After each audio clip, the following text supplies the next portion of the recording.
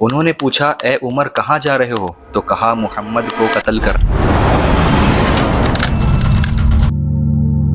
حضور علیہ السلام کی زندگی کا 40واں سال جب شروع ہوا تو وہ مکہ مکرمہ سے 3 میل دور غار ہیرا میں جانے لگے، اور جب حضرت جبریل کو بھیجا گیا تو انہوں نے کہا اے محمد علیہ السلام میں جبریل ہوں، مجھے اللہ تعالیٰ نے بھیجا ہے، آپ اللہ کے رسول ہیں اور آپ جن و انس کو لا الہ الا اللہ کی دعوت دیجئے اور پڑھیے اقرا۔ حضور علیہ السلام نے کہا میں پڑھنے والا نہیں۔ حضرت جبریل علیہ السلام نے انہیں اپنی آغوش میں لیا اور پوری گرم جوشی کے ساتھ گلے لگا کر چھوڑا اور کہا پڑھیے اقرا۔ حضور علیہ السلام نے فرمایا میں پڑھنے والا نہیں۔ دوسری مرتبہ سینے سے چمٹایا اور چھوڑ کر کہا پڑھیے اقرا۔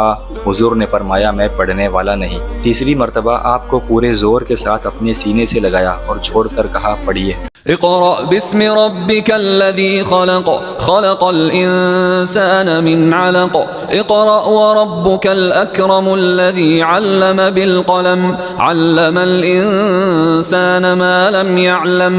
حضرت جبریل علیہ السلام کا حضور علیہ السلام کو اپنی آغوش میں لے کر دبانا یہ نور کے داخل کرنے کے لیے تھا، اور حضور علیہ السلام پڑھنے سے منع اس لیے کر رہے تھے کہ وہ آلریڈی ذکر الہی میں مصروف تھے اور ان کا دل یہ گوارا نہیں کر رہا تھا کہ میں اللہ تعالیٰ کی یاد کے سوا کہیں اور اپنی توجہ دوں۔ حضرت خدیجہ رضی اللہ تعالی عنہا یہ جان کر بہت خوش ہوئی۔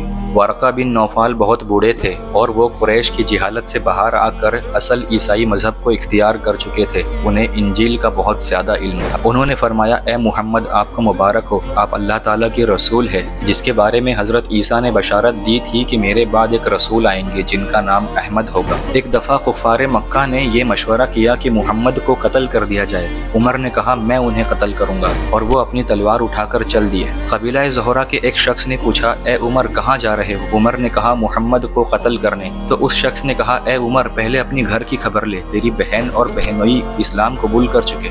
پھر وہ اپنے گھر آئے اور حضرت خباب رضی اللہ تعالی عنہ جو ان دونوں کو قرآن کی تعلیم دے رہے تھے چھپ گئے۔ بہن نے کہا میں گواہی دیتی ہوں کہ اللہ کے سوا کوئی معبود نہیں اور محمد علیہ السلام اللہ کے بندے اور اس کے رسول ہے۔ حضرت عمر نے انہیں بہت مارا اور خون سے تربتر کر دینے کے بعد کہا کہ مجھے وہ کتاب دو جو تم لوگ پڑھتے ہو۔ بہن نے کہا نہیں تم ناپاک ہو۔ تو حضرت عمر نے غسل کیا، پھر جب وہ کتاب لے کر پڑھی تو اس میں سورہ طٰہٰ کی یہ آیت لکھی ہوئی بے شک میں اللہ ہوں، میرے سوا کوئی معبود نہیں، تم میری عبادت کرو اور میری یاد کے لیے نماز قائم کرو۔ یہ پڑھ کر حضرت عمر رضی اللہ تعالی عنہ حضور علیہ السلام کی بارگاہ میں پہنچے اور مسلمان ہو گئے۔ انشاءاللہ نیکسٹ ایپیسوڈ میں ہم دیکھیں گے حضور علیہ السلام کے معجزات کے بارے میں۔